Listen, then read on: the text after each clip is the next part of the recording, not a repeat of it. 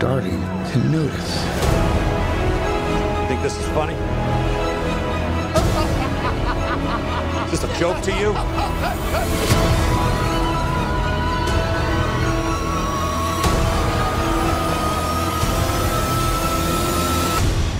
Murray, one small thing.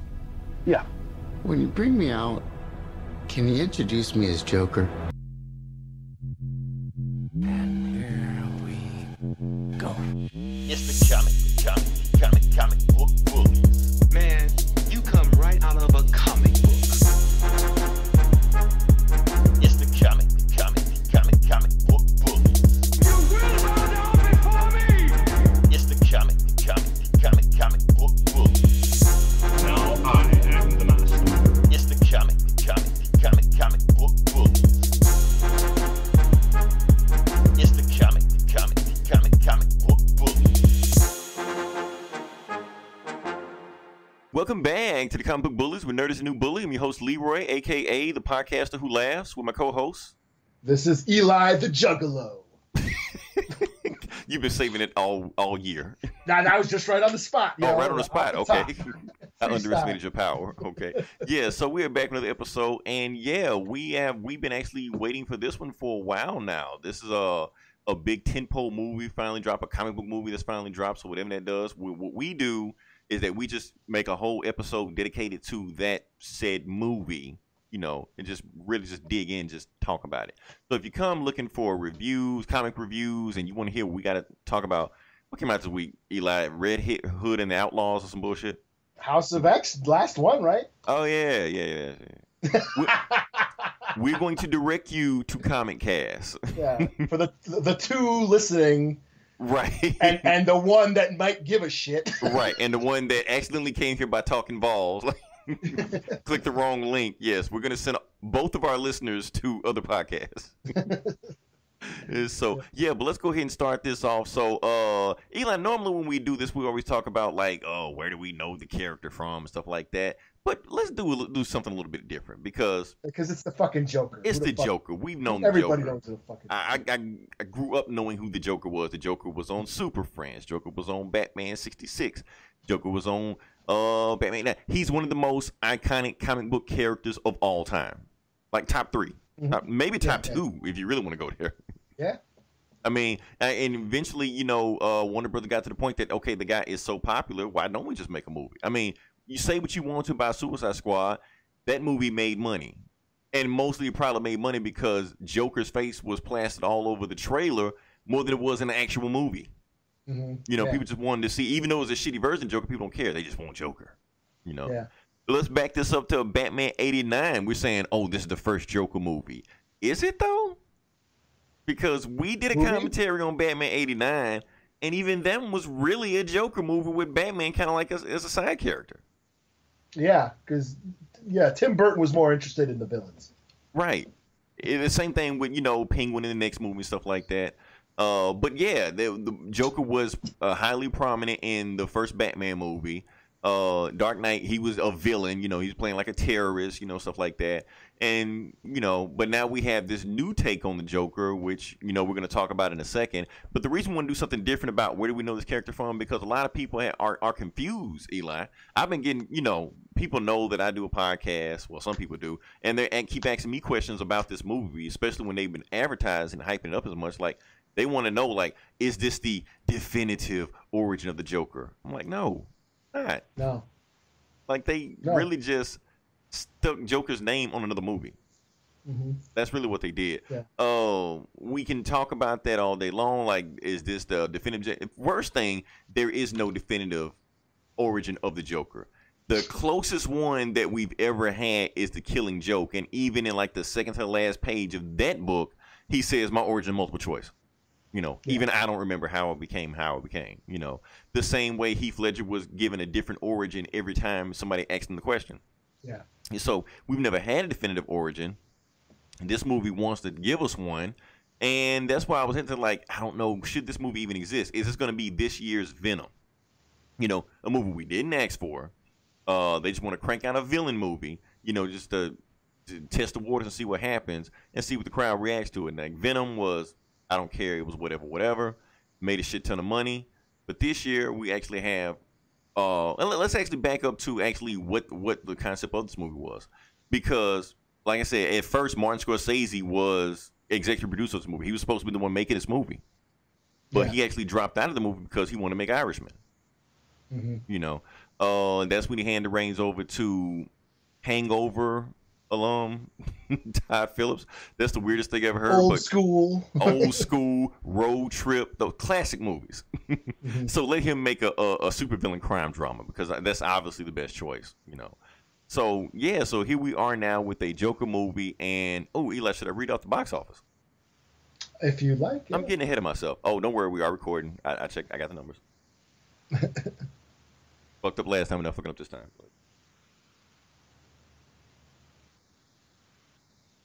Well, while I'm putting the numbers, let's filibuster for a second. Eli, give it to me. What is the #1 movie of the week? I'm sure it was the Joker. I heard it's breaking all kinds of records. Yeah, it's breaking all kinds of records. The funny thing is, last year, Venom broke all those records. You know. Okay. So now Joker is breaking all of Venom's records. You know. So it it's the highest grossing October opening of all time, which is at 93 million. You know, 93,500,000, something like that. We don't know. That's pretty good. That's pretty good. That's damn good. That is actually tied with Justice League's opening weekend. Okay. Yeah. So we have a movie of one of Batman's villains where Batman doesn't even appear in, is doing the same numbers with like half the budget of a Justice League movie. This is the world we live in now. And so it's crazy. Keep going down the list. Number 2, we have Abominable. Say that 5 times fast. Number 3, it's losing steam. Downton Abbey. Oh damn. Yeah, Eli, I'm almost willing to go see that movie. I want to know what the hype is all about. Isn't it just rich folks in England or something? That's all it is. Back in is it like an old time movie like or something? Victorian era or some shit. Yeah. I don't know. It might be now. I don't know. I've never been to England. They might do this shit now. I don't know. It wasn't a James Bond movie. I don't know. It's tea time. Right. Number 4, we have Hustler, the J-Lo movie. Number 5, It, Chapter 2. We have number 6, Ad Astra, the Brad Pitt movie. Number 7, Judy. Number 8, Rambo Last Blood, which seems to be falling all the way down. It's still there. Yeah. Number 9, War. Now, War is an interesting movie. War is actually an Indian movie. Is it? Yeah. And it's was migrated or whatever over here. One of them Bollywood movies or something? Not really a Bollywood. I didn't see but yeah, from that era. But it's not a Bollywood. I don't think they like shoot people and start dancing in between it, you know. But something like that, you know. But it's one of those movies that broke out over here and actually doing pretty good. So okay, pretty cool. And number 10, Good Boys. So it's still hanging in. Damn, that's still in the top 10. That's still in the top 10. And that's another thing, because one of the themes of the movie that we're going to talk about later on is comedy dead? Because, you know, Todd Phillips, you know, came out and said, you know, he doesn't want to do another Hangover 4 or Old School 2, anything like that, because of woke culture or cancel culture, you know, because they're killing off comedy movies. Now, people got upset about everything he said, but even before he said that, like 2 or 3 weeks ago, even on this show, we asked the question, are comedy movies dead? Yeah. Because for the most part, they don't make money anymore. Now, Good Boys is making money, but other than Good Boys, you can't really think of it just a mainstream comedy that's just making movies. I mean, just making money. Yeah. I mean, people bitch about like stand-up specials now, you know. Exactly. Dave Chappelle. That's another thing he was talking about. Like, he actually made an example of Dave Chappelle, because Dave Chappelle is pretty much doing the exact same stand-up he was doing last decade. Now, this decade, everybody wants to cancel him. Yeah. You know, it's not that he changed. If you laughed at Dave Chappelle's comedy, well, then you must like Trump. You know? You cis. Yeah. You cisphobic. Yeah. So that's all this shit we're hearing now. So it's just culture is changing, where you have to be careful what you say. I mean, think about it. At the Oscars, we didn't even have a host for the Oscars because of cancel culture. Like, nobody even wanted to step in and do a host of the culture because they didn't want, you know, some of their old tweets to be dug up, or some of their old stand-up material getting dug up or anything like that. And Todd Phillips not the only person to say this stuff. Dave Chappelle's not the only person to say this stuff. everybody's, comedy god. Jerry Seinfeld said this shit. Yeah, Chris Rock doesn't do colleges anymore. He quit doing colleges because of that. Right. So it's not something he just said out of a bubble. He's not saying unpopular opinion. He's saying the same stuff other more successful popular comedians have said. They said the same thing. Yeah. And so, but he's the one that's getting in trouble for it. Yeah, because he said it. Because he said it, right? Yeah. Who the fuck and then you have all these, you have the woke community coming down on him because that's the internet group think. They all band together and jump on a viral campaign for a few days, and because it's the internet mob mentality that we live in. Yep. Then we move on to the next outrage. Yeah. And so like now Martin Scorsese. Yeah, now he's it's time to cancel him now. I was trying to avoid the Martin Scorsese thing. Oh, I'm all about if I didn't see the Joker movie and I almost didn't, I was totally down to go on. And that's why I wanted you to say it so we could avoid it. But since we're going to bring it up, since you brought it, and the thing is, talking about this Joker movie, if we're going to do a deep dive into it, we can't ignore Martin Scorsese because his DNA is all over this movie. Yes. Even though they say he dropped that executive producer, but it's all in there. Now, as far as Martin Scorsese, like I said, we know what he said. He said that he hasn't seen comic book movies. He doesn't take them seriously. They're not real cinema. They're theme park rides. If you read the quote, he said he tried, but he couldn't get into it. And he's like, that's not cinema.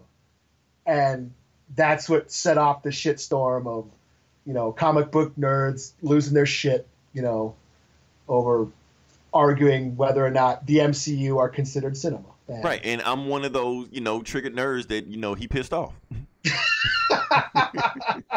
Obviously, you saw that when I didn't get pissed off. I thought it was funny. Because I agree to a certain extent, but I also just think it was funny because I think, for me, the Marvel movies have some of the best cinematic scenes. You cannot watch that end game when the motherfuckers come through all that battle and not feel shivers. Oh my God, that was just cinematic gold to me. You know what I'm saying? Right. So yeah, they're full of these great cinematic moments. But I get what he's saying, that, he's an old man.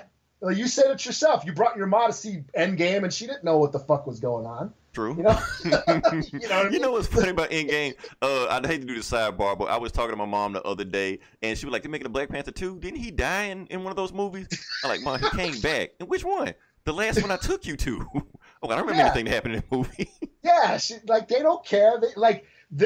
The MCU are made for this specific crowd, and they've done something that's never been done in movies before. We can give them all that credit, but yeah, they don't stand alone on their own. Each movie, you have to have known what happened to get into every movie. Otherwise, it's just episodic TV, to a person who doesn't give a shit. And Martin Scorsese, he's a fucking hippie. He's an old ass, fucking doped out hippie who doesn't. You're expecting him? He's gonna like Thor Ragnarok, right? And I get it. He's a baby boomer, so he's not gonna. So I'm not so triggered. I'm looking on Twitter and I'm seeing other comic book nerds who the fuck is Martin Scorsese? What does he know about movies? I'm not doing that. Yeah. They asked him and he gave it an answer. Now everyone's mad at him. Right. But my thing is it's the same way with Todd Phillips. It's the delivery. Like I said, he could have said, okay, I tried to watch him, I couldn't get it to him. Cool. Yeah. I don't like these movies. Cool. But the fact that he calling them not cinema, that is what I had a problem with. Because who determines what's cinema and what isn't cinema? Especially since the way he described what cinema is supposed to be. Cinema is supposed to be where characters supposed to, where you're supposed to connect with these characters on a human level. That's cinema. Yeah. That's the fucking Marvel movies. And that's what Marvel has done with these superhero movies, is made them human. Right. Now, if you want to pick on Fast and the Furious and Transformers, or even the DC movies, I get that. BVS, Batman v Superman, is everything he just described. If he said that, I can't get into that movie because it's not real cinema, I had a problem with that. But he's shitting on the MCU for doing the stuff that made them successful. That's why they're more successful than the X-Men movies or, these other non-Spider-Man movies or Venom that came out last year, because people do connect with these characters. When Tony Stark died, how many people cried in the theaters? Yeah. That wouldn't happen unless you connected with that character. Yeah. But to his credit, you got to admit that if it weren't for Kevin Feige hiring well-established filmmakers to launch the MCU, like Favreau, like Kenneth Branagh, and who's like from Shakespeare, and what's his name, Joe Johnston, who grew up, doing Star Wars movies and Raiders of the Lost Ark. He did Rocketeer, so yeah. I mean, they hired well-established filmmakers to launch these movies, and that's why we responded to them. Then once they got successful, they became a corporation and just hired a bunch of yes men to do what they want. But in the beginning, it was. I disagree with you there too, because they still are making better. They're hiring better directors than they did back then. Yeah, Joe Johnson did Rocketeer, but what did he do after that? Now they have James Gunn, cracking out these movies. But like the chick who quit because she couldn't direct the action scenes and stuff like that. They're just hiring. They're just a corporation now that isn't gonna hire anybody who's gonna challenge them. Like you're not gonna get Scorsese. You're not gonna get him to make a Marvel movie. Those are two different audiences.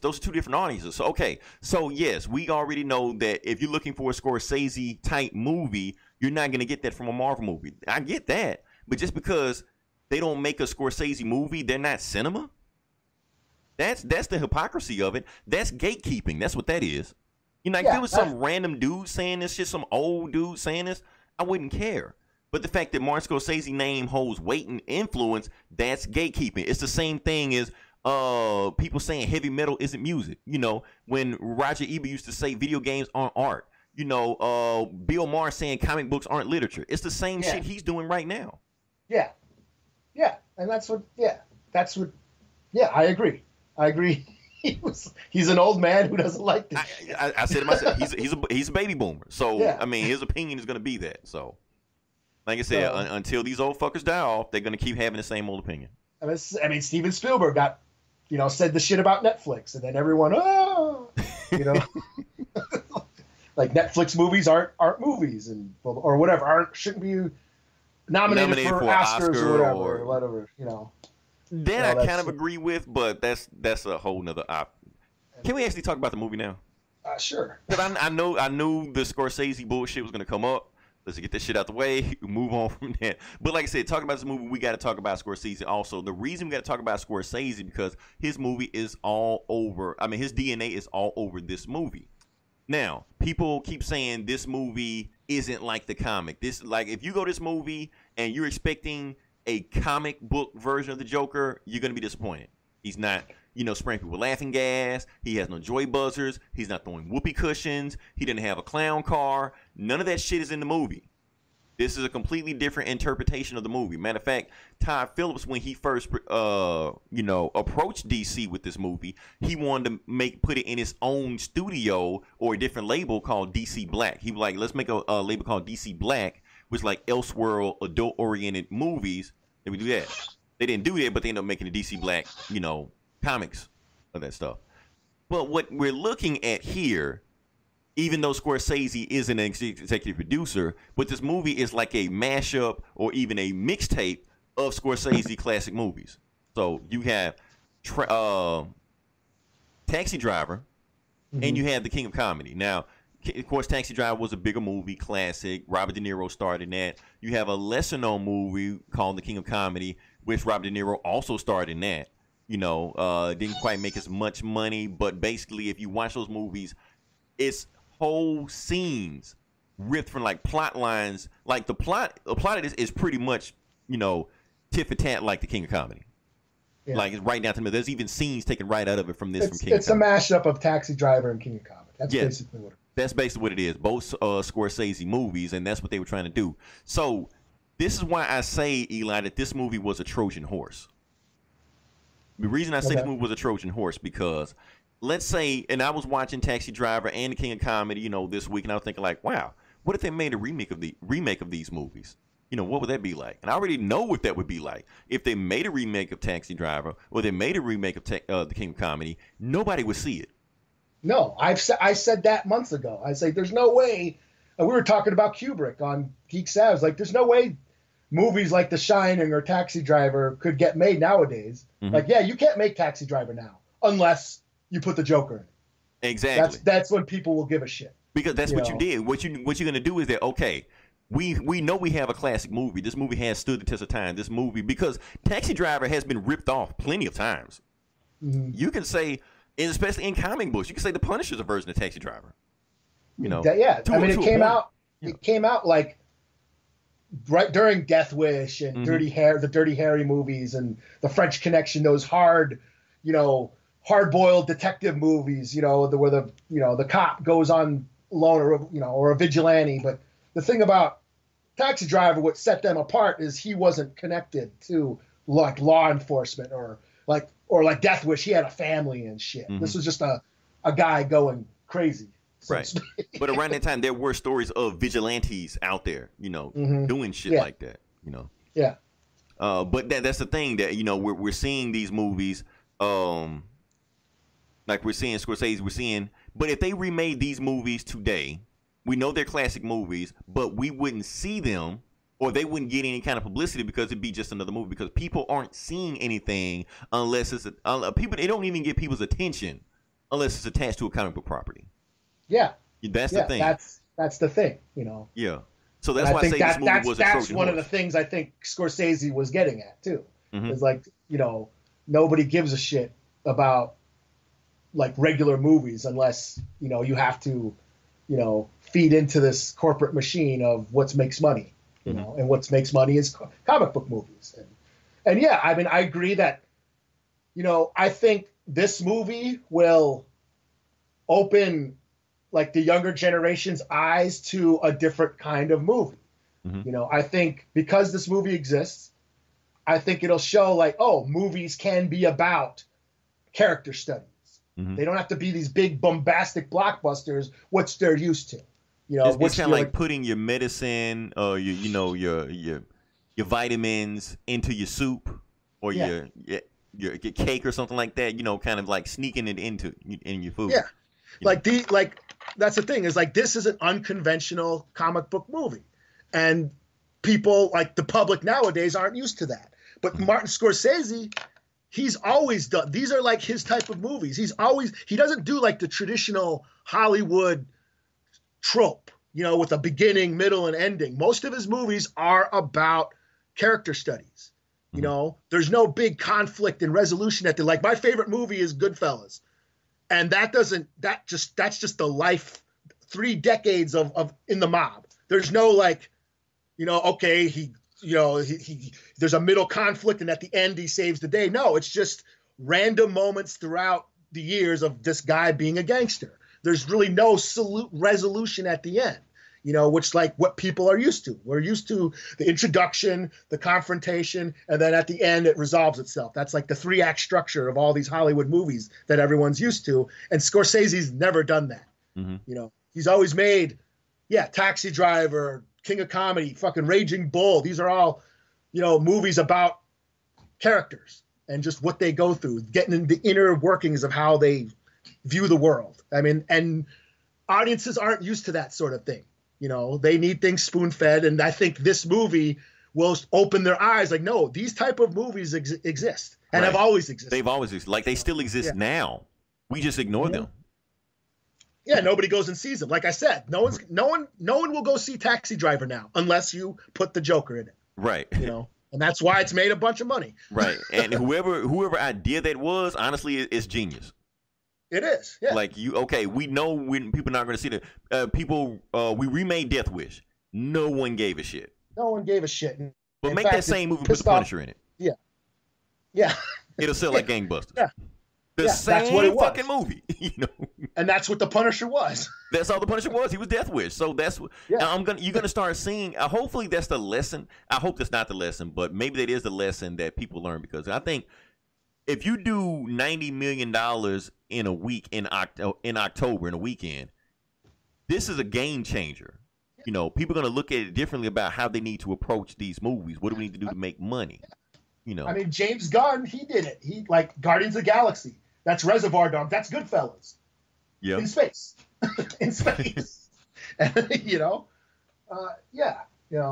Well, I was gonna say like the Dirty Dozen or something like Yeah, that. yeah, But those the ragtag bunch Magnificent of Seven, criminals, whatever you want to call it. criminals that come together to do a job or whatever.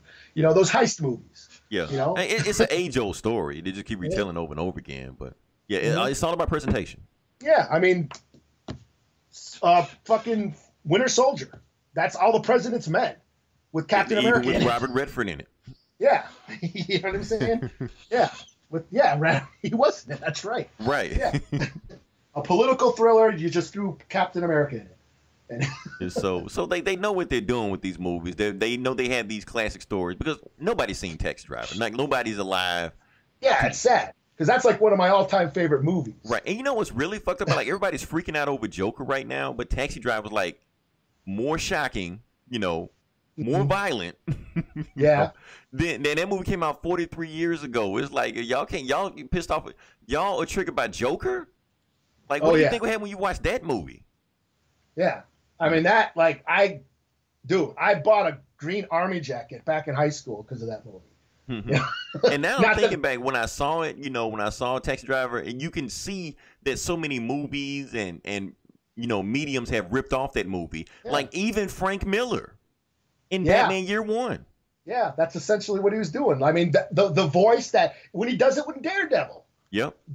His Daredevil comics, he's basically Travis Bickle writing in his diary. That inner voice, Marv and Sin City and Dark Knight, Gordon in Dark Knight, that inner voice in his head is just Travis Bickle's. Mm-hmm. So. But let's get back on track. So, like I said, Scorsese's DNA is all over this movie. But let's talk about some things that the movie's actually talking about. Well, first off, do you want to give like a quick review of it? I know we should probably said that earlier, but you just want to give a quick review of it? I guess. You want me to go first? Yeah, you go first. They'll give us a simple, and then we'll dig deeper into it later on. But just like your first thoughts, kind of give an idea of what we think about this movie before we go deeper into it. Okay, sure. I guess my initial reaction, I thought it was Okay. I thought it was okay. Like I said, I appreciate what they're doing. I like the fact that this type of comic book movie exists. That, like you said, it is a Trojan horse. It will probably open today's comic book nerds and today's, the younger generation into other forms of cinema, like Martin Scorsese, even if they're not triggered and pissed off at him. Like they canceled. Yeah, if they don't cancel him, like maybe they will check out some of his older stuff and appreciate what he was doing, and not judge him by his art. And oh my God, he made all these fucked up movies. The motherfucker was a hippie, right? I mean, he made all these rock and roll documentaries too. Martin Scorsese's known for like 3 fucking movies, but he's made like 30 of them. Right. But I guess my main thing is, because I'm such a Martin Scorsese fan and I love Goodfellas and movies like Taxi Driver and shit. Like when you hear a cover song, and they go, oh, that was a pretty good job. Or what's that band those little kids that sound like Led Zeppelin? What are they called? Greta Van Fleet or whatever? Or something? Yes. But you basically saying like if you hear a song and Jay-Z does a sample of it. So. Yeah, I was like, oh, that's kind of cool. Or these kids that sound like Led Zeppelin, they're doing a pretty good job. But in the end, you just kind of want to go listen to Led Zeppelin. Right. And that's kind of what I saw. I was like, okay, yeah, this is Taxi Driver and King of Comedy with the Joker in it. That's kind of cool, but you know what? I would just rather go watch the original movies. That's kind of how I felt about this. Like he's hitting all those beats. And like you said, scene for scenes are just totally right into this movie. He's taking scenes right out of those 2 movies and putting it into the Joker. Mm-hmm. And I'm like, yeah, I recognize that. But like I said, I'm such a fan. Like I can see the influence, but because of that, I was like, it's okay. There were a couple of scenes that I thought were great, and at one point, I think halfway through, they totally got me because I was kind of like ho hum for like the first half of the movie, but when they sort of dropped this twist, I was like, oh shit, they really got me. I won't get into spoilers yet, but I was like, wow, okay, now you got me. Now this movie Is Okay. it's So about has the its second ident- halfway through the movie, then you unfolded your arms. You know. Yeah, I was like, okay, now this movie has its own identity. You know what I'm saying? And I was along for the ride. And then they kind of lost me at the end. At least they had you for a little while. So. They had me for a little bit, and then I was like, okay. But it was what I thought it was going to be, because I was never that turned on by the trailers. I saw the trailers. I'm like, I don't know about that. I would rather just. I want the comic book version of the Joker. I like my Batman larger than life. I like the Burton Batman movies. I like the animated series. You know what I mean? I like, Gotham being this other world fantasy realm. I like that. That's the appeal to me. And the thing with this movie and like the Nolan movies is they're so based in reality that once you do that, once you base Batman into reality, it all kind of falls apart. And we talked about this. If Batman existed in real life, Bruce Wayne would do a lot more with his money. Well, we hope we would. Yeah. Yeah, than beating the shit out of, poor folk in the hood. We talked about this. So when you put the reality restraints on Batman, the myth kind of just breaks down and isn't that much fun. Mm-hmm. And that's what this movie was. It wasn't a lot. It was a bummer to watch. Yeah. But I think that was the point. Yeah. Well, yeah, they wanted to bum you out, and that's what I thought. I was like, well, I'm not interested in seeing a depressing version of the Joker. And that's what I got. So because of that, I'm like, okay, it's about what I thought. I thought it was okay. So Okay. Cool. All right, you got to slap a score on it.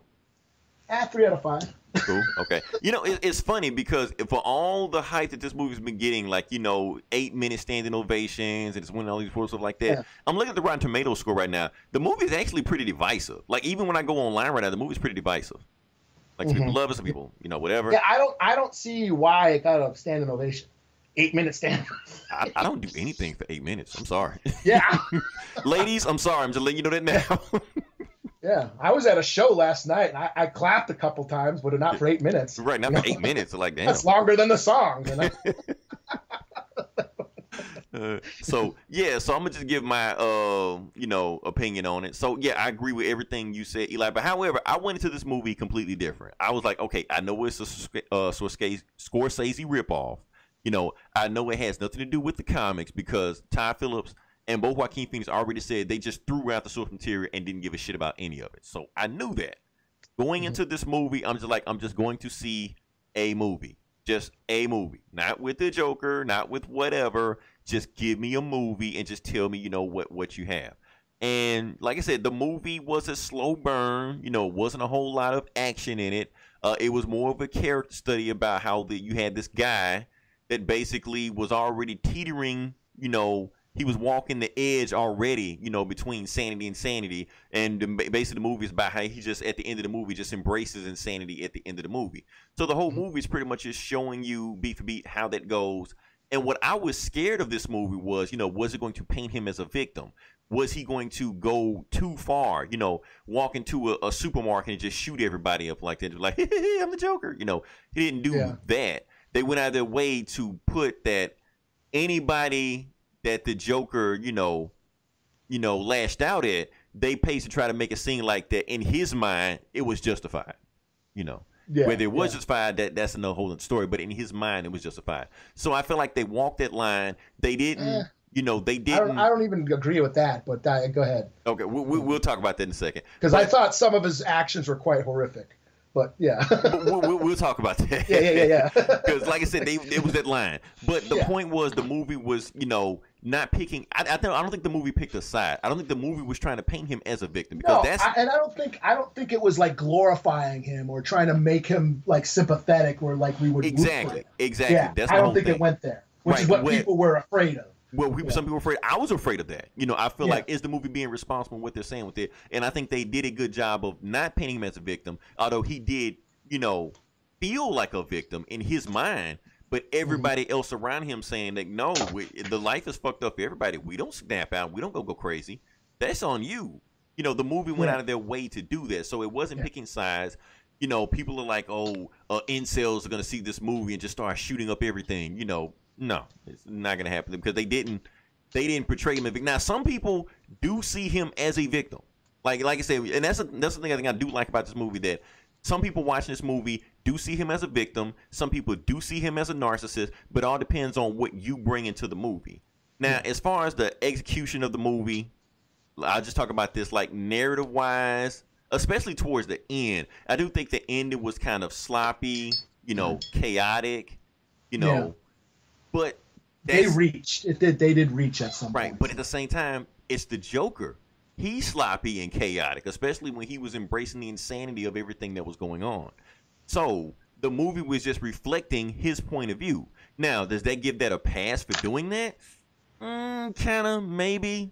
But the whole point, when you think about the movie, everything that you saw, you can't even believe what you saw was real or wasn't real, because you were watching it through the eyes of the Joker. And that, to me, was the brilliance of the movie. You're watching the movie through the eyes of a madman. Yeah. So he thinks everything he's doing justified. That doesn't make it justified. It's just he's rationalizing. Just how they were blurring between what was real and what wasn't. Like, right. You can tell, like, a lot of this shit, he was just living inside his head. Exactly. And I think some of that stuff flew over people's head. They didn't realize that everything you're seeing isn't necessarily played out the way it was. Like, I'll give you an example. The comedy scene when he was doing the stand-up comedy. He was laughing controllable, but then he went on and did his routine, and it made it seem like everybody was laughing.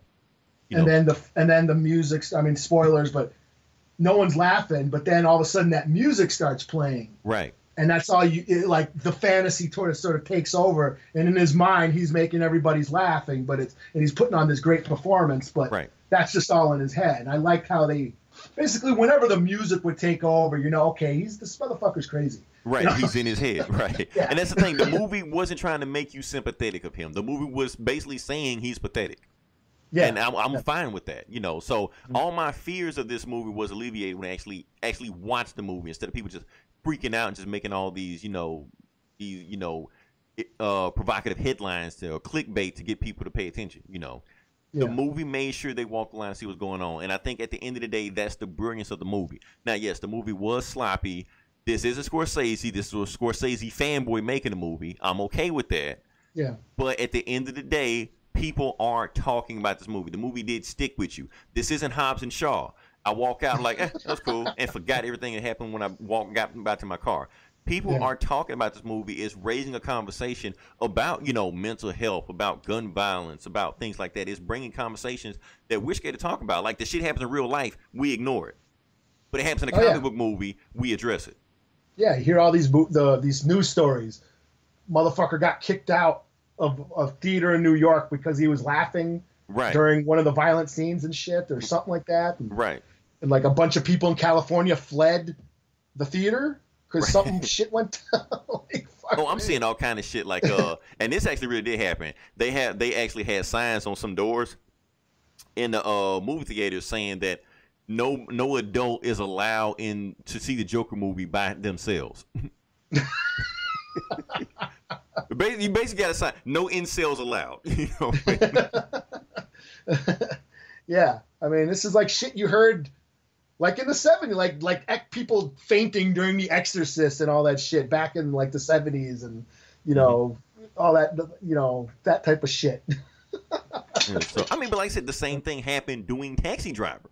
People were afraid that movie was going to have people go out and start shooting people. Yeah, I remember the movie Falling Down with Michael Douglas. We forgot about Falling Down. That's what a lot of people are saying. Like, people don't remember Taxi Driver, but they remember Falling Down. Yeah, which is the same thing. Yeah, that was controversial. People freaked out about that, because that was mass shootings, and that wasn't as common back then.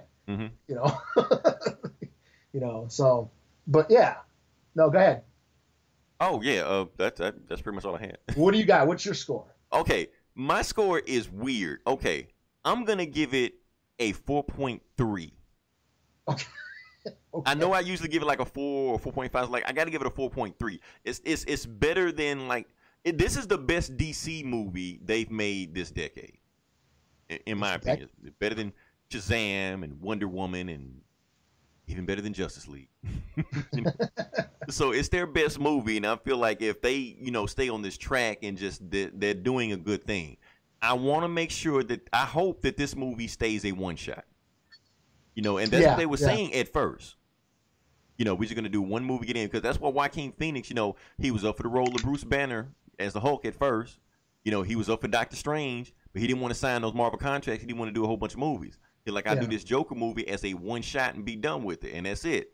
But then they're looking at the box office numbers on the weekend, and now they're doing interviews, and now they're kind of, I don't know, I might want to come back. That easy paycheck. Because the thing is, Joaquin Phoenix is an awesome actor, but this weekend he just became a movie star. So that's different. People talking about Oscar stuff like that. And that's another thing about it. Like, the movie is messy, everything like that, but his performance was great. Yeah, I mean, he's a great actor. He cared to perform. People want to argue about whether he was better than Heath Ledger, Jack Nicholson, or whatever like that. We shouldn't worry about that because did he win? I know he was not nominated for Walk the Line, but did he win? I don't think he won. I don't think he's ever won an Oscar. I think he's been nominated 3 times. Yeah, I know he was nominated, but I don't know if I think Reese Witherspoon, won. But she won. For supporting. Yeah, but I don't think he won. No. So that's the thing about it. So honestly, I think he's a shoe-in unless there's just some performance I haven't seen before. Maybe that Indian movie War. Maybe it's just Wild Out, just did some shit. But honestly, as far as I'm concerned, I think he's a runaway with it. But you know how the Oscars are with comic book movies. Yeah, Black Panther won, and Shape of Water won, but there's no black people or fish monsters in this movie. It's a movie about a white dude that shoots people. Yeah. So I don't know if that if they want to reward a movie like that. The critics are already doing their best to trash this movie to begin with. Yeah. I don't know. It's whatever. I mean, whatever. And another thing about this movie that, okay, yes, he's crazy. Arthur is crazy to begin with. Joker is really crazy to begin with. But the movie did do a good job of making him relatable. I feel like they did. Yeah. I mean, he's got the basic things that make you relate to a person. He's got a shitty job. That'll make you relate to him. This is a human side. The humanities. The Joker with humanity. The Joker humanity. I mean, at first, like, before he became the Joker, this was his thing. Like, he has a dream. He wants to be a comedian. Not very good at it, but that's what he wants to do. He has a crush on a girl. That's way out of his league. But that's what he wants, So these are the things he wants to happen. So when you put those 3 things together, I'm like, I hope this guy makes it. I hope, he gets what he wants, But this is going to happen. This movie. And that's the thing. Like, is this story a tragedy or is it a comedy? I know he said that in the middle of the movie, but we got to think about it, Because let's just jump right to the end of the movie with spoilers. Eli, did he get everything he wanted? No, I think yet. he did. I mean, he got his. I mean, he created whatever, but I mean, at the end, you talking about the very end, or are you talking about what he did? That's right, because like 3 different movies at the end. 3 different endings. Let's get into spoilers. Let's talk about. Yeah. So what happens is the Joker or Arthur wants to be this comedian. Mm-hmm. There's a talk show host played by Robert De Niro. He's like the Tonight Show or whatever, and he wants to get on that show and perform. Basically, king of comedy. Yeah, basically the king of comedy. That's where the king of comedy scenes. Right. And there's those scenes where he's imagined himself on the show, where he plays he's playing the show on TV, and then he sits on his couch and pretends like he's being interviewed. That's like right out of King of Comedy. Mm-hmm. So he longs to do that. In the end, he finally gets a chance to be on the show after he's done all this fucked up shit. Right. So he gets on the show and then admits that he killed some people. And admitting his crime was also taken from King of Comedy also. Yeah. And then he ends up, spoilers, he ends up shooting the host on live TV. Mm-hmm. And there was already riots that had triggered. there was already a bunch of riots that had been triggered already. And we got to back up and actually explain why the riots happened also, because that's because that was murky. That's I thought it was a little murky, where I felt like they really needed to show more of that, because they kind of just like, okay. I agree with you. It wasn't, because that was a very important part of the movie, and it felt like they kind of flew through that part. You know? Yeah, they kind of But it was very important to the plot, because basically what they're saying, they said at the very beginning of the movie that they were on the garbage people were on a strike, because the government wasn't getting paid anything like that. So they were just throwing trash just in the street. That's what people are upset about. So the reason the whole riot, I mean not the riot, but just the upset or the protests in general happened, started because of the Joker, because he got assaulted by 3 Wall Street assholes. Yeah. They all work for Wayne Enterprises. So when he shot them, people had more sympathy for them than the victims they were beating up. And even Thomas Wayne came on the TV, said, "Oh, they just shot my employees because they're jealous of them. And anybody that can't, pull their own self by their own bootstraps and get to where those guys were, they're just a bunch of clowns." When he said that, that's when all set up. You can say that to, like, I guess when Hillary called everybody deplorables or whatever. Yeah. It kind of reminded me of that. But that's basically how it felt like, okay, if you're gonna treat us like clowns, then we're gonna act like clowns. Yeah. And that's where, like, they sort of, so 3 rich guys got shot on the subway. Fuck them. Right. Like, everybody in the hood were like, who cares? Yeah. It's the same thing Heath Ledger said in the old movies, like, a gangbanger gets shot, no one cares. But, one little mayor, everyone loses their minds. The same thing that happened. So that's what starts this sort of protest movement against Wayne Enterprises, and because he wants to run for mayor and all that shit. And, that's where it starts. But they don't, like I said. He already said, since he already called, the underclass clowns, he doesn't care about the underclass. So that's why they're protesting against him. And that's why they're protesting. That's why they're starting to put on clown masks and stuff and protest and shit. And that's what, that I felt like they should have went into that a little bit more just to flesh it out. I felt that was just an afterthought. But I kind of understand why they didn't, though, Eli. Yeah, because it is basically from the Joker's perspective. Exactly, it's from his perspective, right? So everything may not be happening the way we think it's happening. Yeah, it's just that's how he sees it. Yeah, but yeah, he kind of, I think. And let's get into spoilers, because this is what I thought was gold. Oh, before we do that, I know you're going to get spoilers, but the train sequence when he shot those Wall Street assholes, that actually stuck out to me. Okay, so let me ask you how you felt in this scene. So he had 3 Wall Street dudes jump him. He had a gun on him. He shot 2 that were really going to fuck him up. But the third one ran away. Yeah. Now, how did you feel when he chased him? How did I feel? Yeah, how did you feel? I don't know. Like, the reason I'm asking this, like, did I have a hard on or something? I didn't. Okay, damn it. I just like, but yes, he chased him down and killed him. So that was a conscious decision on him. Where, like, the first 2 were self-defense. Right. The last one was no. Now he's straight up murder. Right, but how did we as an audience feel about that? I'm even asking myself that question and asking the listeners that. Like, when he was chasing a guy that no longer posed a threat to him, did we want him to kill that unarmed guy? Did we, or did we like, what, leave that guy alone? You already got these other guys. What would have happened if that other guy would have got away? Would we have felt, bad about, like, oh, man, he got away? Or did we want the Joker to empty a clip in him? Well, I don't think I wanted him, but I just expected him to. I mean, because I felt like I was trying to feel in the energy of the crowd. Like, the crowd wanted him to catch that guy, and to empty the clip in him. So at that point, are we becoming just as sociopathic as the Joker in that one scene?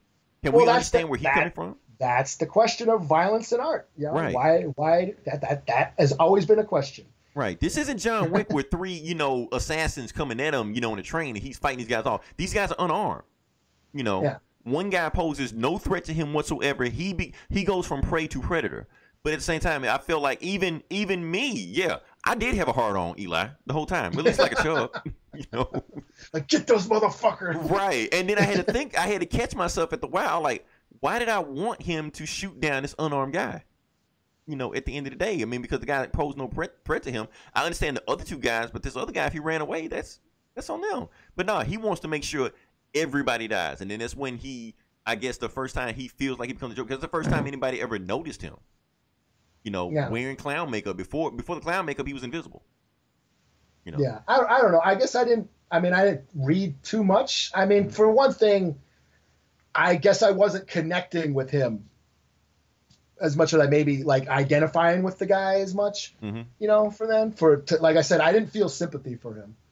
I guess I kind of did a little bit until he like really went off the deep end toward the end. But I feel like at the first act, I kind of did feel a little sympathy for him. Yeah, I mean, the first always bad shit happening to him. Well, that's the thing is like the first act was just going through the motions of okay, this guy's life sucks, and we're gonna see him go through some shit and blah blah blah. I mean, that's what I expected. So, I guess there was that disconnect for me. I guess that was just me, my personal like. Okay, I'm just watching a Taxi Driver imitation. Right. That's what it was for me. So maybe I should go take another look at it. But I guess I wasn't really. I just he's the Joker when he's supposed to. Right. But he's not the Joker yet. We know he's becoming the Joker. Yeah. Yeah. Like Anakin killing those kids. Yeah. Yeah. Okay. But yeah, I know you want to talk about Thomas Wayne. Yeah. So should we get into that part? Because this is what like really blew my mind. Yeah. Let's go for it. Yeah. Yeah. So at one point he like finds out that, or there's a letter or something that his mom wrote or something that claims that Thomas Wayne got her pregnant, and that Arthur might be Thomas Wayne's illegitimate son. And that I went, whoa. Which would make him Batman's brother, right? Which would make him Bruce Wayne's brother. And that's when I was like, whoa. So, you had my curiosity. Now you got my attention. Like you're doing something different. Okay, movie. I'm with you. Where are you going to go with this? That's when I sat forward like, okay, movie. I'm watching you now. And that scene where he goes to Wayne Manor and sees young Bruce. Right. That was fucking gold. Yeah. I mean, as a Batman fan, as a comic book fan, like that scene when he goes up to Bruce Wayne as a little kid and makes him smile. And he's trying to make him smile. Yes. Which is what he's always trying to do. Bruce Wayne never smiles. I'm like, holy shit. I just like, wow. Okay. That's why I said this is where that movie got its own identity. You know what I mean? That's where Joaquin Phoenix defined himself as this Joker. You know what I'm saying? Right. That's where it stopped being the Taxi Driver ripoff and started becoming its own movie. That's when I was like, okay, now, And then Alfred comes out, and I was like, whoa, yeah. That wasn't just fan service. That was just this is the lore. Because until then, you kind of forgot you were watching a Joker movie, right? Or a Batman movie. Right. Just this pathetic loser just walking around. Yeah. Like, you don't know. If it was called something else, you would have never known this was Gotham. See, I'm thinking, I'm watching the movie, and this is New York the whole time. Yeah, every time they even say Gotham, it takes me out for a second. Like, Gotham? What? Oh yeah, this isn't New York. This is Gotham City. Right. And that's the same feeling I got. I remember watching Batman Begins. I was so enthralled in Bruce Wayne's journey that when he started making the Batman, so I was like, oh yeah, he's gonna become Batman. Like you can see the pieces of the puzzle coming together. Yeah, and that's when that moment happened. I was like, oh, okay, now. That's when I perked up and like, okay, now you got me. And the funny thing about Thomas Wayne is that they were actually going to cast Alec Baldwin as him at first. Okay. But that you know why, right? Because of Saturday Night Live. Oh, I don't remember why. Oh, you don't watch Saturday Night Live? I forgot. You got to start watching Saturday Night Live. That's pretty good. But anyway, he does like this Trump impression. Oh yeah. So they were going to make Thomas Wayne like this Trumpian character.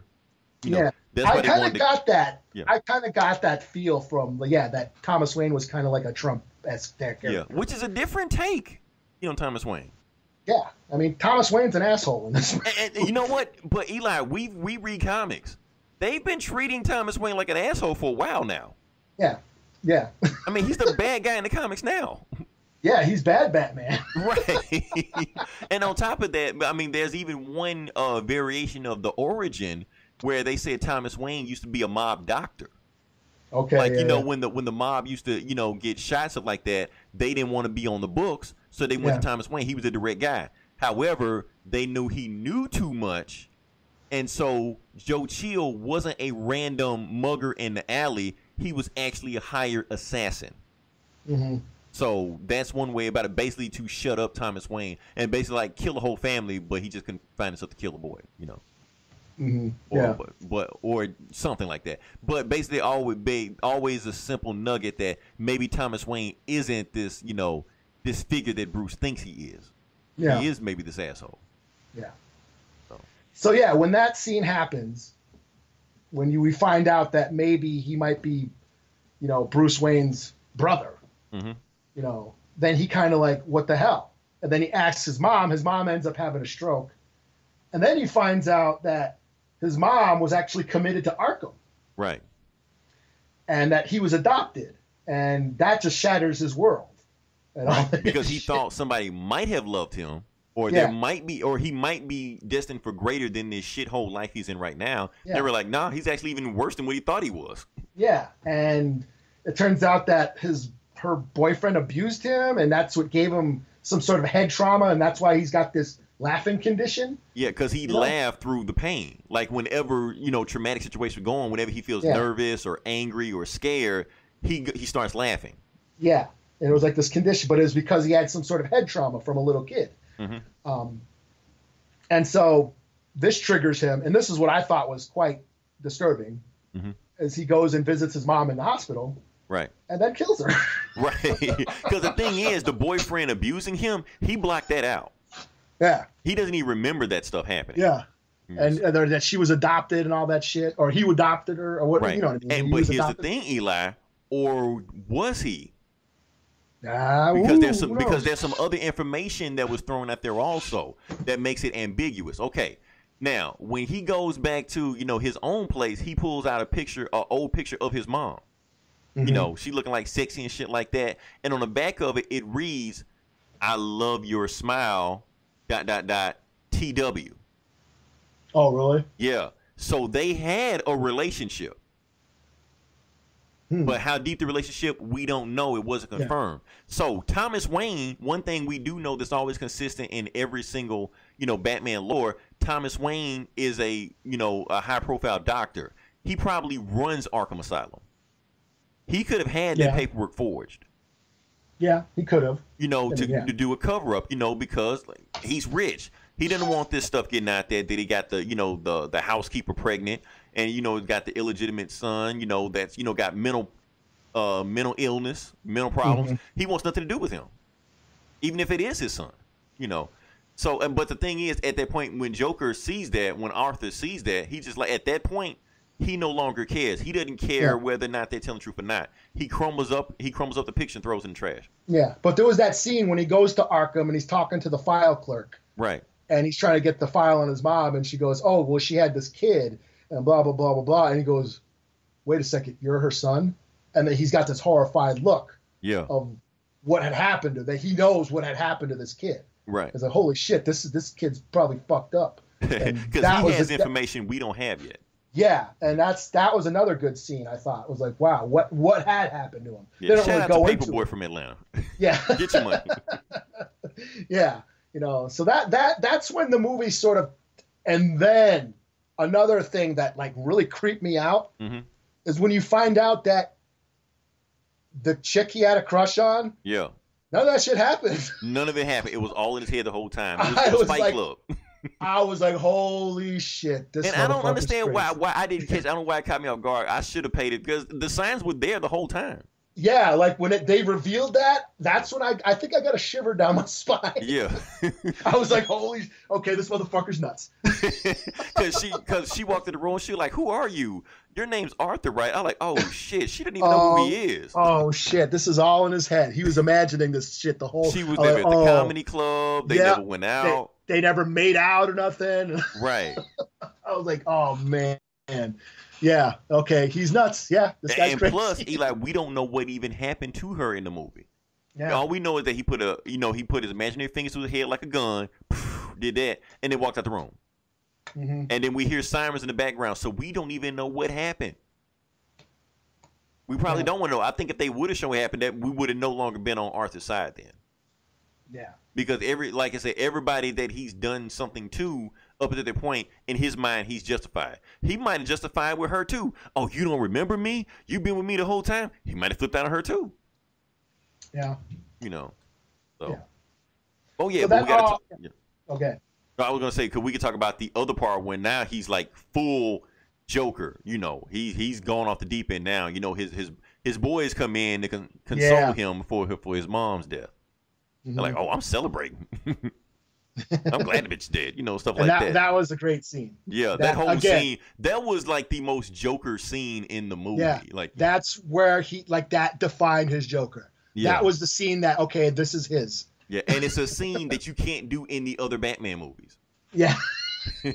Like, this is the reason it's rated R, you know. And it's funny. It was like so funny. And like, and that's where you get that. It's hard to pull off dark comedy like that. Mm-hmm. You know what I mean? Because that reminded me of like Goodfellas, when they shoot Spider in the foot, and then later Joe Pesci's character shoots him, and it's this really fucked up scene, but it's also hilarious. Mm-hmm. You know. But and you know, and Tarantino can do that shit too in his movies, where just someone's death is just fucking hilarious. Right. And but that scene was fucking funny, you know. Right, because it's hard to pull off a scene like that in a movie like this, because the movie's trying to be super, super realistic. But when you start killing people in funny ways, that could take you out of the realism, you know. But it still maintained it in this one.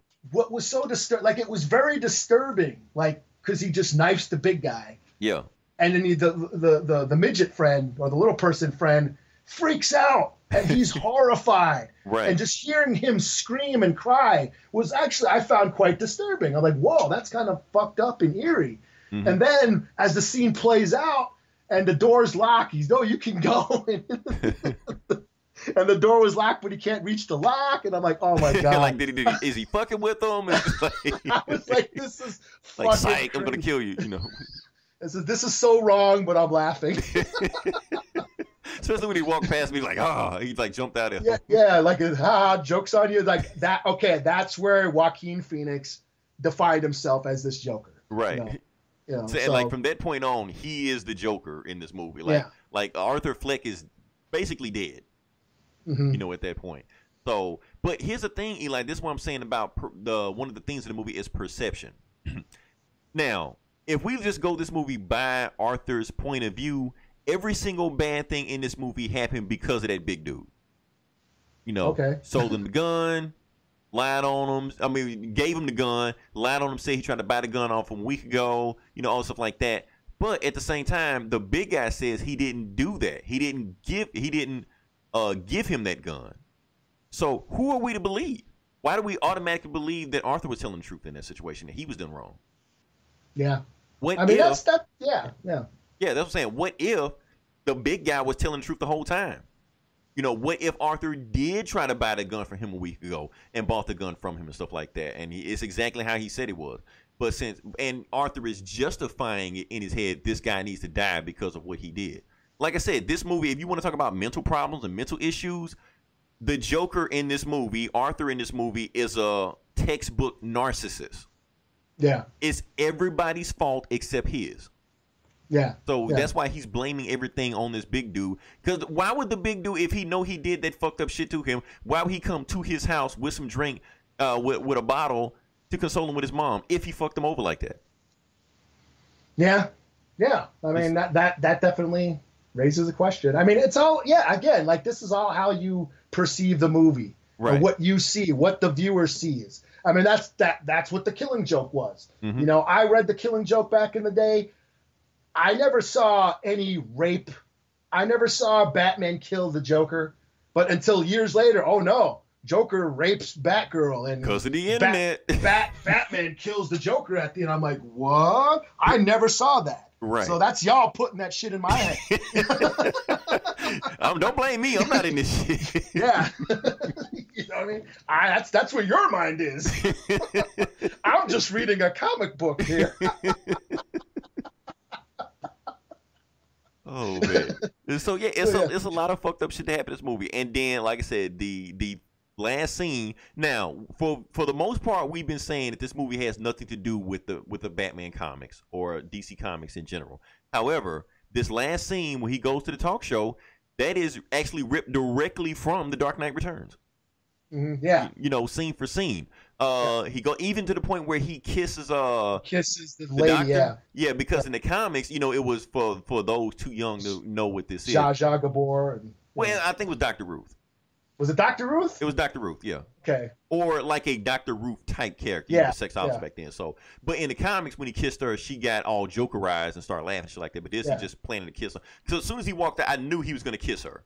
And I'm like, if he kissed her, I know where this story is going. You know. But of course, in the movie, they toned it down what it was in the comics. But they had to. If they did exactly like it was in the comics, then this movie would have been too controversial. Because where he Joker toxing the whole audience. Exactly, like kills everybody in the audience, or and rode out on. He didn't have Joker gas, but you know. Yeah, Joker gas, and rode out on a fucking robot doll. Right. Okay, that would have been too weird. But let's say if he would have just opened fire on the entire crowd or some shit. Yeah. You know. Which is what I was like kind of wondering. You know, which is what when I first saw the trailer, I was like, that would be cool if he just killed the audience. There was no Eli. There was no fucking way he was gonna do that in this movie, in this climate. I know. It would have been cool. Or like I said, he has like people on the street that have dressed up him as the Joker. So he could have got them to attack the studio, and everybody would have got shot. Yeah, or something. If he wanted to, But what kind of I found disturbing was like he kind of reveals that he was planning on killing himself. Yeah, that's the thing. You know, the knock joke, and he was like rehearsing it. And that's weird because Todd Phillips, the guy who directed this movie, back in the day, he made a documentary on Gigi Allen. Okay. Now, for those who don't know who Gigi Allen is, he's this fucked up punk rocker, who had a band, and he was a really controversial figure. He used to shit on stage and rub it all over himself. And fuck? Okay. Yeah, he was fucked up and like go beat people in the audience. And he always said that he was going to kill himself on stage, but he OD'd before that happened. But Todd Phillips made a documentary about it, before the Hangover movies and all that shit. But that's kind of where that, I can see that thread. Like, okay, that's what he was planning on doing. So I was kind of wondering, is that what he's going to do? Yeah, but, I mean, like I said, this is a completely different take on the Joker, so they could have done anything. Yeah. But the thing is that kind of sums up what one of the main themes of the movie was also, because Joker, like the whole reason he became the Joker was because of something that Murray Franklin called him that he didn't even remember calling him. It was another insult, just like the clown insult. Yeah. You call me a Joker, you don't think anything about me. I'm gonna own that name. Yeah. And the whole point of the movie was about and that's why we're tying this back to Todd Phillips. How he's saying woke culture and cancel culture trying to cancel him, because at the end of the movie, basically the whole point is that Joker is not funny. That's the whole point. But at the same time, he doesn't find the shit that other people find funny either. Yeah. So he's telling these fucked up jokes, doing this fucked up shit. He thinks killing people is funny. That's him. But people think making fun of him and his mental illness is funny. You're like, okay, y'all don't find the shit I think is funny. I don't find the shit y'all think is funny either. Well, it's a definite comment on what is perceived acceptable in this day and age. Because and that's the thing. He goes out on stage in the clown makeup. You have Mark Maron's character who's like, hey, man, you can't go out on stage wearing a clown makeup. We got all these riots going on, and the people are dressed up in clown masks and blah, blah, blah, blah, blah. And, these cops got killed or whatever. And, you can't go out on stage with the clown makeup and because people are going to get pissed off. It's like that. Yeah, you can't, trying to, rein back art or censor art because it might, people might get offended. Right. That was another way to look at it. Like, let's take Joker for a comedian. He's just doing what he does. However, every action he takes, people are politicizing it. Yeah. The clowns on the street, Mark Maron, like you said, everybody's politicizing every action he's taking when he's just doing something. Yeah. But that's really the world we live in. Yeah. There's no method to what he's doing. He's just mad. Right. He's just crazy. But we're making it bigger than what it is. Yeah. And that's where the movie, the very ending, that talk show scene lost me.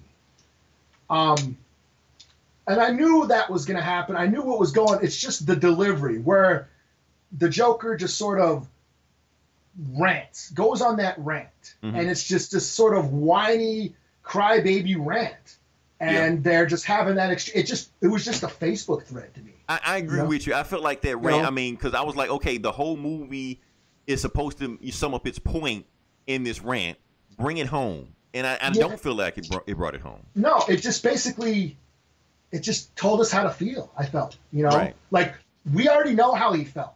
We already know his frustrations and how miserable he was and all his struggles and all the shit he went through. We know all that because that's what we just sat through for the last 2 hours. We don't need to have him explain it to us. That's why I was like, okay, now the movie's trying to tell us how to feel, trying to tell us how to think, trying to give us the answer at the end. It's like, we don't need that. We could figure that out on his own. I just felt that, he was just kind of whining at the end. Like I said, it was it was like an argument on the internet between Arthur and Robert De Niro's character. They're just kind of going back and forth. Like I said, like an argument on the internet. This and what about this and blah blah blah blah. And that's where I'm like, okay, now I kind of like, That's where I kind of felt the movie kind of lost its steam, and the rest was this whatever. Yeah, the rest was then the city just finally, broke down in violence, chaos, and he was reveling in it, And that's why I said that at the end of the movie, he got what he wanted. The city is tearing itself apart in his name, because he's a narcissist. Because why does he want to tell jokes? Why does he want to be a comedian? One, because he wants to be famous. He wants to be recognized. That's really all he wants. And at the end of the movie, that's what he got. Yeah. So a lot of these sociopath mass murderers, that's why they do a lot of this shit, to get famous, to get, known, recognized like that. And then, like I said, we also got to talk about this also, because of the violence he started and he created, it ended up killing the Waynes. Yeah. And that was another thing I was just like, that was just fan service, I felt. It's like we had to go there. Like, they didn't need to do that. But I guess they're doing it. Hey, well, I mean, nerds. because you got to think about it. Thomas Wayne is an asshole also. So if we're telling this through Joker's point of view, Thomas Wayne should, get it just like Robert De Niro got it. I suppose, but but for me, I just felt like, okay, we're just checking boxes. Hey, comic book nerds, you like nerd shit, right? Here you go. Like, we seeing the Waynes die for the 80th time on. Yeah, here we go. But see the pearl. Here's the pearls. Here's again. The pearls. And I was just like, okay, I get it. Yeah. We're just shoving everybody in their starting positions for the next wave or whatever, But at the same time, it tied into what he was saying, because the next scene we see him in a insane asylum. Now, how he got in the insane asylum, we don't know, because he was standing on top of a cop car one scene, in a insane asylum the very next scene. Yeah. And then the therapist was looking at him like, what are you laughing at? What's so funny? And then he's thinking about, the Waynes dying, and Bruce is standing there watching his parents die. He thinks that shit funny as hell. Yeah, and that he caused Batman, or this is what caused Batman. Right. He was like, I could tell you. He created Batman. Yeah. Right. He created Batman. Like, I could tell you the joke, but you wouldn't get it. Because, like I said, the whole movie's about that what he finds funny isn't the same thing we find funny, and it's vice versa. Just like when he was in the comedy club, where he was taking notes, he was always laughing at the wrong shit. Like, everybody was laughing at the punchline of the joke. He's laughing like in the middle of it. He doesn't. Like, he's off-center from what everybody else is doing. Like, the movie's trying to tell you this guy ain't wrapped too tight to begin with. Yeah. And it's like, at the end, when he's like, he gets the car accident and the riots going on, and he stands up on top of the car and everyone's sort of celebrating him. Did that really happen? Well, that's the thing. Like, we got to talk this back to Taxi Driver, Scorsese. Because some people think, I've heard some theories on Twitter that, like when the car crashed, some people are saying that he died. And the fact that he was standing on top of the cop car like a god, being worshipped with all these clowns tearing apart the city, that's just like his ultimate dream, the dream is had. Just like in Taxi Driver, when he went into the brothel and he got shot, But at the end, he's driving a Taxi Driver with Sybil Shepherd. Oh, can I say Sybil Shepherd was fine as fuck back in the day? Back in the day? Last Picture Show? I don't remember that. I don't remember old Sybil Shepherd. But never watched Moonlighting back in the day? She was okay in Moonlight, but in this one, she was like hot, She was like MILF in Moonlight, you know. but the point I'm trying to make is that a lot of people said that Travis Bickle died in that movie also, and that ending is really just him in heaven, basically. I don't think that at all. I think he survived, but for me, it's like, who's to say that? Yeah, he gets all this attention and all this notoriety, and things are kind of cool for a while, but who's to say that he doesn't end up going crazy again? The guy is a psychopath. True. He just had an outlet for his homicidal tendencies. Right, because he was about to kill the politician. He was going to kill the politician. He already just killed, like the Joker. He was a Vietnam vet. He killed in Vietnam. He killed that robber who was robbing the store. He was already on this violent path, and he buys all these guns, and then he just had, he had something to focus his anger on through the pimps and the pushers and Jodie Foster and all that shit. Right, because going after a politician, that's too tough. He has too much security. Yeah, pimps and pushers, he can just kill them all at random. No one would care. Yeah, he was, and that's kind of why we rooted for him, because he was taking care of the scum, these scumbag pimps and shit, right. And that's how it went. But who's to say he doesn't go crazy again? That's the brilliance of Taxi Driver. Yep. Like, it kind of ends on a high note, but you don't know, the guy's fucking nuts. So, but the same thing with the Joker. Like, we don't know what happened, what didn't happen. You know, even in the end, when he's talking to the therapist, he walks out. He's got blood on his feet. Bloody footsteps. But did he kill her? Is that all in his head? We don't know. Oh, and the very end of it, that was ripped out from King of Comedy also. Oh, yeah. Yeah, because Ruby Pinkett, like that old, what was that like? It was like a Bugs Bunny cartoon or some shit, wasn't it? Like, he runs one way, security chase him. Oh, yeah. Straight out of Kings of Comedy, so they know what they were doing with that. So, yeah, like I said, the movie, it knew what it was doing. It knew what parts to take. It took some old movies that weren't really successful at the time, and the younger audience wouldn't recognize them anyway, especially the audience looking for a Joker movie wouldn't recognize these movies anyway. No. And so they knew what they were doing, Yeah. Overall, like I said, it's a bunch of breakdown, but it was a good discussion because the movie is bringing up topics, and it's gonna bring up more topics as it goes along, especially since now that everybody has seen the movie. Because before, we just had critics seeing the movie, and they were pretty much painting the narrative however they wanted to. Now, like I said, looking at Rotten Tomatoes, the critics hate this movie because they think it's gonna incite all of this violence and whatever. So they're trying to trash this movie, But that's the thing. If you tell somebody don't do something, they're going to go do it. Don't see this movie. Don't see the movie. You're going to get shot. Well, I got to go see the movie now. Well, it's just like, I think they feel guilty.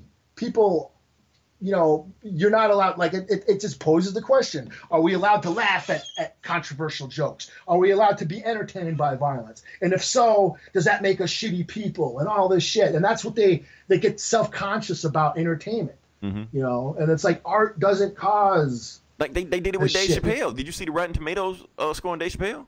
Yeah. For the first 3 weeks, it was like 0. Yeah.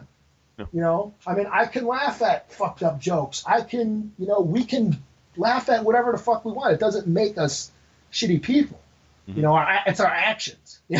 Right. And that's what I think that we live in an age in a society. Yeah, where people just can't. Some people are struggling with that. I can see. Yeah, there is a need to be woke and to be inclusive and diverse and to be, mindful of, other people's cultures and stuff and all that. I can see that, but at the same time, we can be entertained by art, right. And without. But the thing is, people are using wokeness as a weapon now. They're weaponizing wokeness. Yes, and that's the danger part of it. As censorship, it's almost like a sort of like casual fascism. Right. It's like it's limiting art.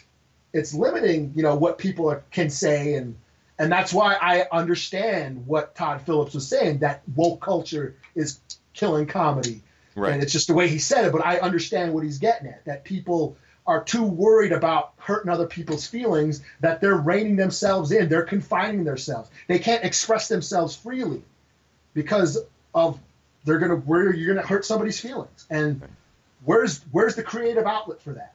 We're, right. And that's the thing about what this movie is trying to say. It's a metaphor for that, because the whole time Arthur Fleck is basically hanging on to his sanity by a thread.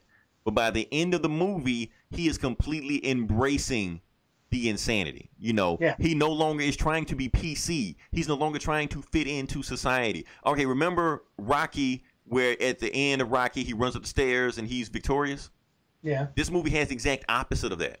Oh, he's going down. Yeah. He's going down. He's descending into madness, dancing the whole time. It's symbolic. It's metaphorical. Yeah. And the dark, and I'll give it this. The movie looked great. The cinematography, they need to win something. They nailed 70s, 80s New York. They nailed it. Yeah. Gritty, just a shitty piece of shit hellhole. That's when I was there. And they nailed it. Trash in the street. It's Gotham. It's Gotham.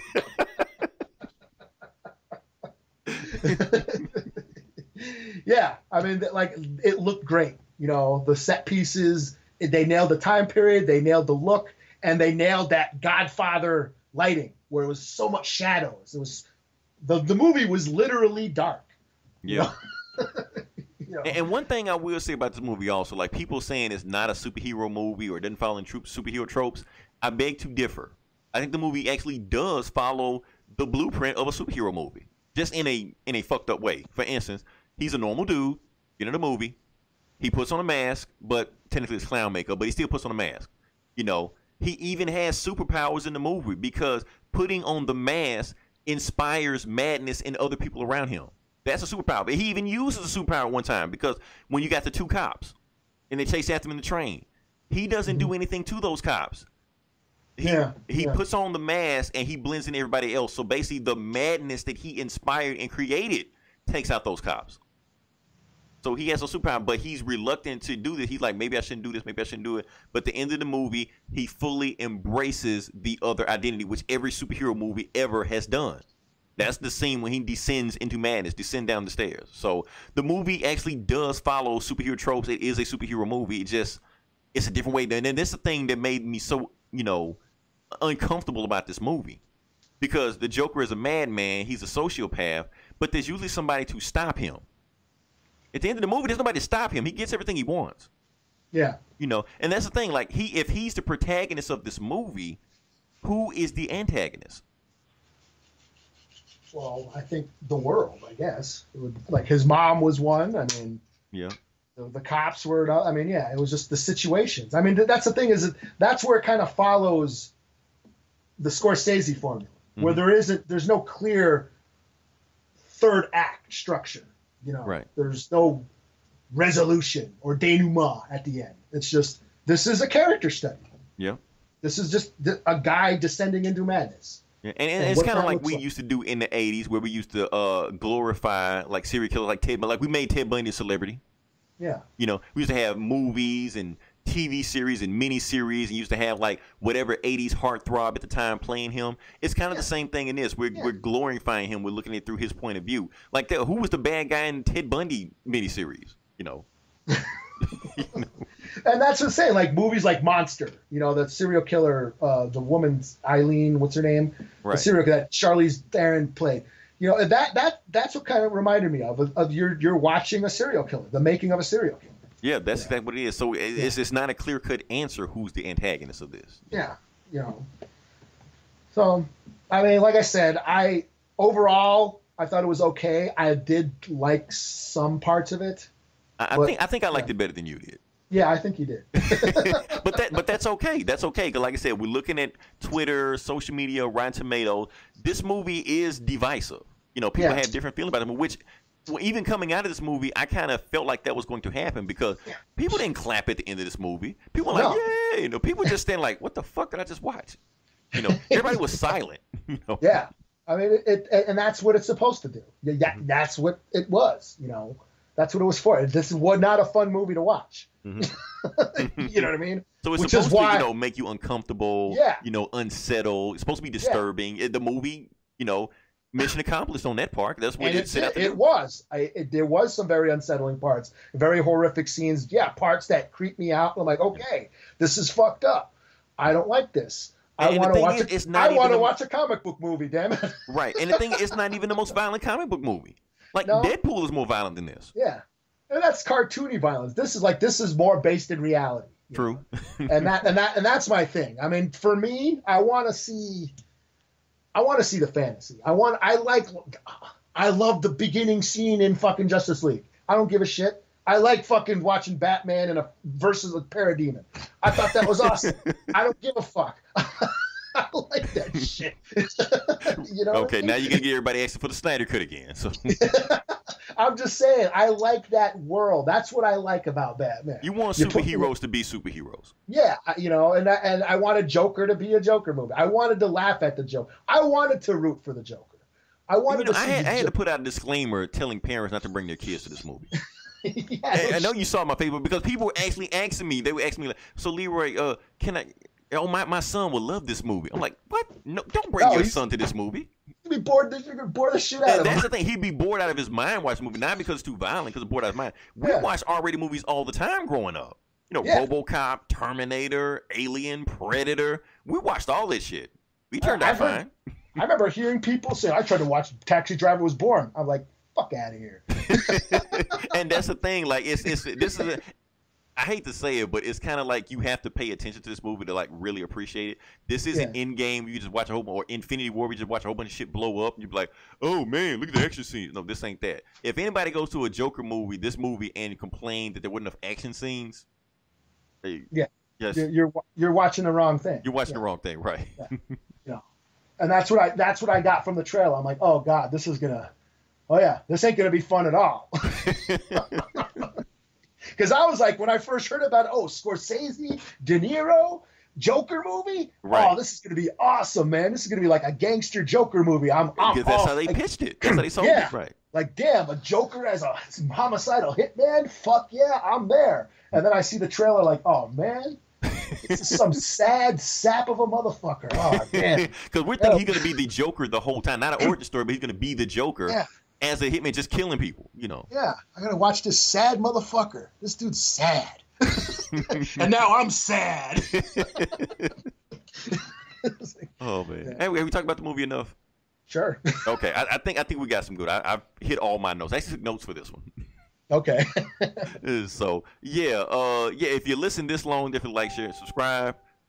We have another podcast, Geek Sav, which I'm pretty sure they're gonna talk about all the comic books we didn't talk about. Hopefully, wink, wink. I'm gonna give you an idea for your podcast. Yeah. We also have Comic Cast. We're definitely gonna talk about the comic books we didn't talk about. So I'm gonna listen to them to hear the shit we didn't talk about. We have Hoodoo TV. We have Geek Sav. The greatest podcast on earth, Talking Balls. Instruments of Destruction, and a whole bunch of other podcasts. Happy anniversary to Outright Geekery. Oh yeah, happy anniversary to Outright Geekery. Thanks for not firing me. You know, even though everybody in the comment section always tell you to do it, even though I don't get paid for this shit. But yeah. Yeah. Thanks for the free comics, yo. That too. Oh, and for the free video games. They gave me NASCAR Heat 3 for free. Look at you getting all the... Yeah, and I played that shit and like that shit, and Gomer still makes fun of me for that shit, but I don't care. I'll play the fuck out that game. Next week we'll come in with some more shit. I don't know what we'll do, but until then, this is Leroy. This is Eli. And we are all clowns.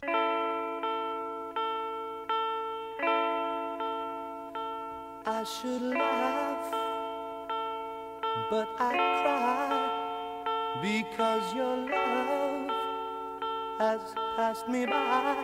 You took me by surprise. You didn't realize that I was waiting. Time goes slowly, but it carries on, and now the best years have come and gone. You took me by surprise. I didn't realize that you were laughing. Cause you're doing to me everything the way it should be. You took away everything I had, you put the hurt on me.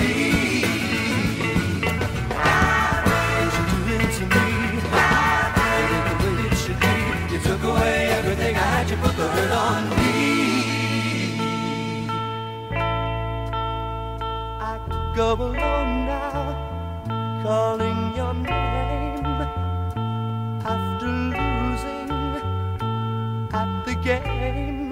You took me by surprise.